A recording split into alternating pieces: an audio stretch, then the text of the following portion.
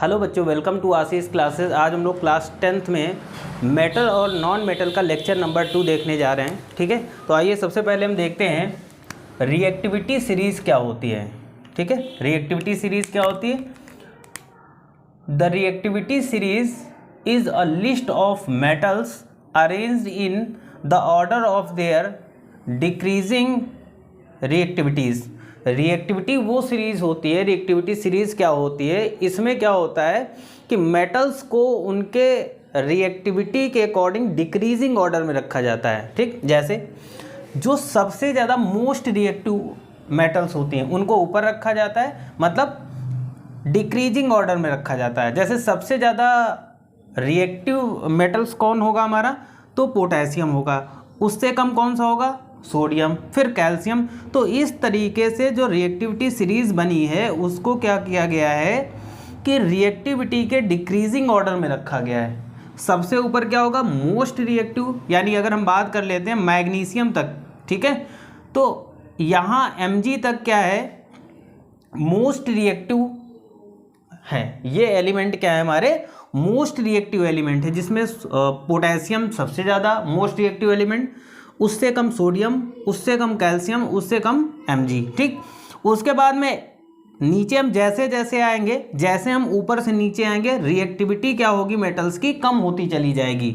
जैसे हम बात करते हैं एल्युमिनियम से हाइड्रोजन तक, ये लेस रिएक्टिव मेटल्स हैं। ठीक, और अगर हम कॉपर से बात करें Au तक, तो ये लीस्ट रिएक्टिव क्या है हमारी? ये लीस्ट रिएक्टिव मेटल्स हैं। ठीक है, तो रिएक्टिविटी सीरीज क्या बनाएगी?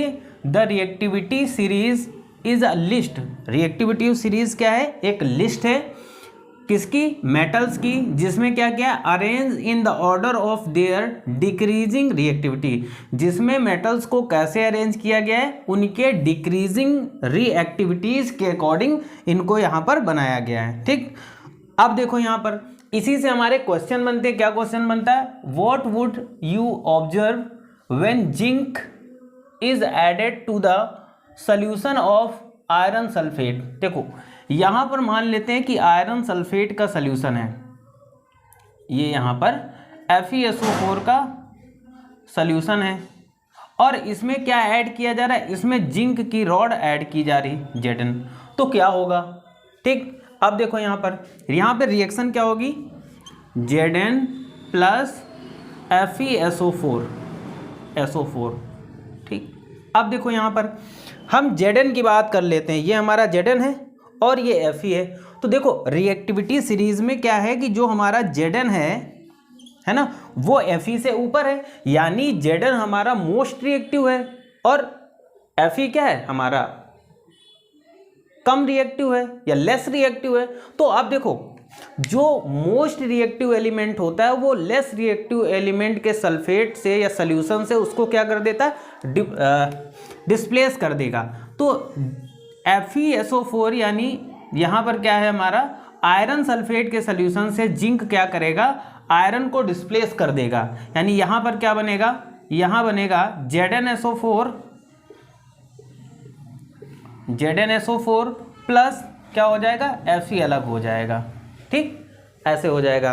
दूसरा एग्जांपल हम ले लेते हैं। जैसे मान लेते हैं कि अगर हम जिंक सल्फेट के सॉल्यूशन में, ZnSO4 के सॉल्यूशन में हम क्या कर देते हैं कि एल्युमिनियम की रॉड डाल देते हैं। एल्युमिनियम की रॉड डालेंगे तो देखो रिएक्टिविटी सीरीज में एल्युमिनियम जिंक से ऊपर है, तो ये एल्युमिनियम क्या है कि ज़्यादा मोस्ट रिएक्टिव है। क्यों? क्योंकि देखिएगा भाई एल्युमिनियम कहाँ है? Al ऊपर है जिंक से। ठीक, तो यहाँ पर एल्युमिनियम मोस्ट रिएक्टिव हो गया और Zn हमारा क्या हो गया? Less reactive. तो Zn सल्फेट के सॉल्यूशन के से क्या होगा कि एल्युमिनियम जिंक को डिस्प्लेस कर देगा। ओके, अब हम कोरोसियन की बात करते हैं। कोरोसियन क्या होता है बेसिकली? अगर हम कोरोसियन की बात करते हैं तो कोरोसियन का मीन्स होता है कि लोहे के ऊपर जंग लगना, और जंग लगने के बाद में लोहे का धीरे धीरे खराब होना। लेकिन ये जंग कब लगती है?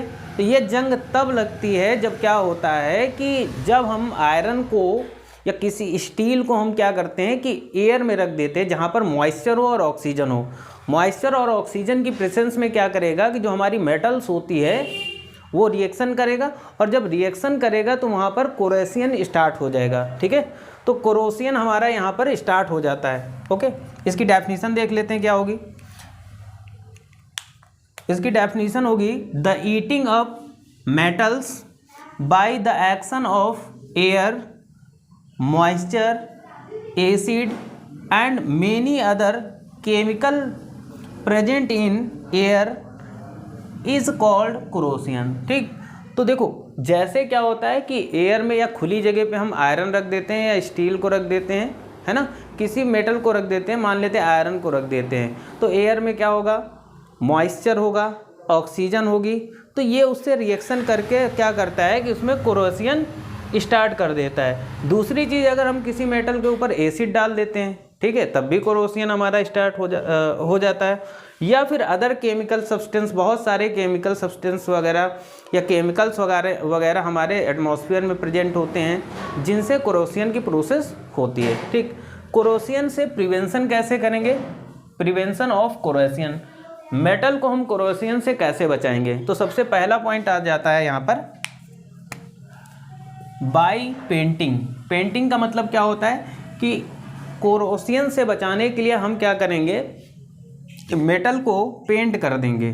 जैसे लोहे की कोई रॉड है या लोहे का दरवाज़ा है, तो उसको अगर हम पेंट कर देते हैं तो कोरोसियन प्रोसेस नहीं होगा, क्योंकि उसके ऊपर एक लेयर बन जाती है। ठीक है, यानी पेंट की लेयर हो जाएगी। वो पेंट की लेयर क्या होगी, मॉइस्चर और एयर से, यानी उसमें जो ऑक्सीजन होगी एयर से मेटल की रिएक्शन को नहीं होने देगा। जब रिएक्शन नहीं होगा तो फिर क्या होगा, कोरोसियन यहाँ पे नहीं होगा। उसके बाद applying Greece and oil.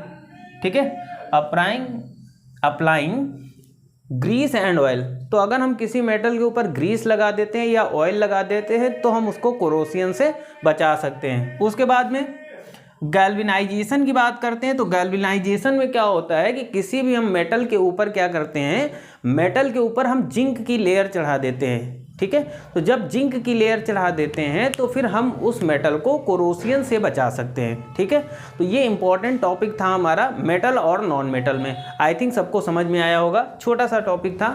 Thank you for this class.